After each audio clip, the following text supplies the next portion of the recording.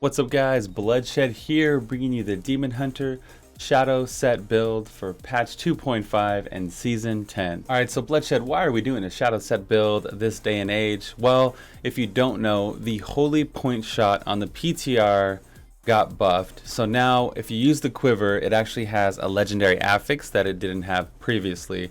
So you do still get the elemental damage on the quiver itself, but now it throws 2 additional knives. So what this does for Shadow Set is it used to be like really good at single target. Now all of a sudden you're throwing 3 knives and you're doing a lot of damage. It's almost like a little baby multi-shot build. I actually like this better than the multi-shot build. We are using the Chain of Shadows belt. So after you use Impale, Vault costs no resources for 2 seconds.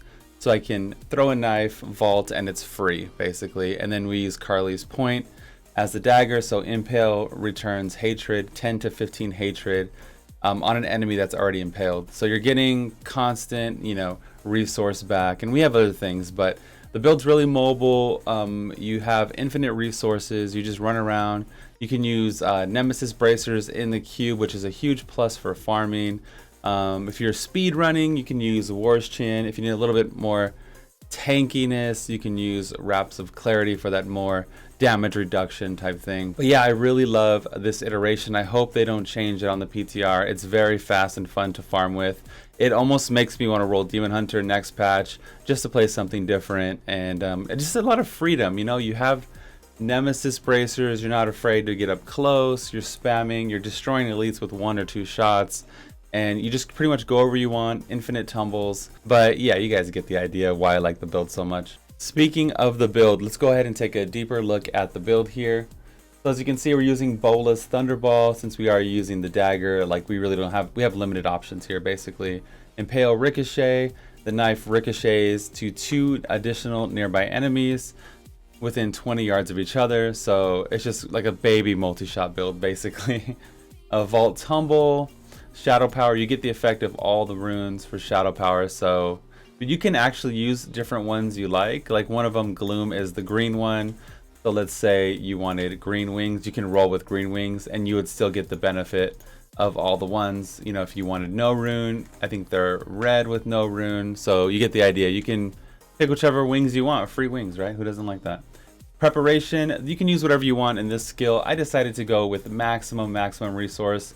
I like the freedom of the build, like I was saying, and I like to not run out of resources. So I went with max discipline just for that more resources, and then when you use the cooldown you get 30%, or you get 30 more discipline with the build. Vengeance Dark Heart for survivability. Blood Vengeance, again, just we're getting blasted with resources. It's just a really fun build. Just roll around and kill everything. Pull the Weak, Singled Out, you gain 25% critical chance against enemies that are 20 yards away, more than 20 yards away. So it's really good for Guardians. You can kind of preset up, or elites, and just really blow them up. Steady Aim also synergizes with being 20 yards away. So this kind of all works out together. In addition, we're using the Zay's Stone of Vengeance, so we want to be away from our target. The Bolas is proccing our Focus and Restraint, and along with Impale. So as noted earlier, Carly's Point, Holy Point Shot, and the full Shadow Set in the cube. Chain of Shadows for the free vaults. I'm using Ambush as a Hellfire Amulet passive, but you can mix and match them however you like. Wraps of Clarity, I do swap in War's Chin when I want more mobility.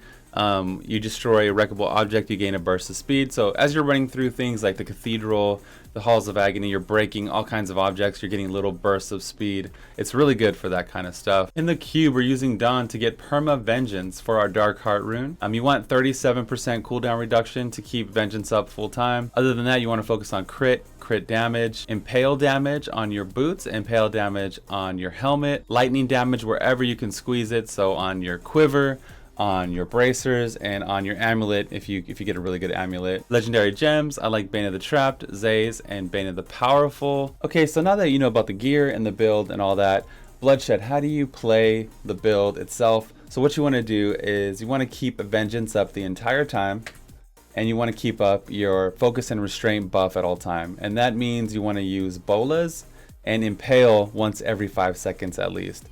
So Impale you're going to be spamming because that's your big damage ability, your spender is what we call it.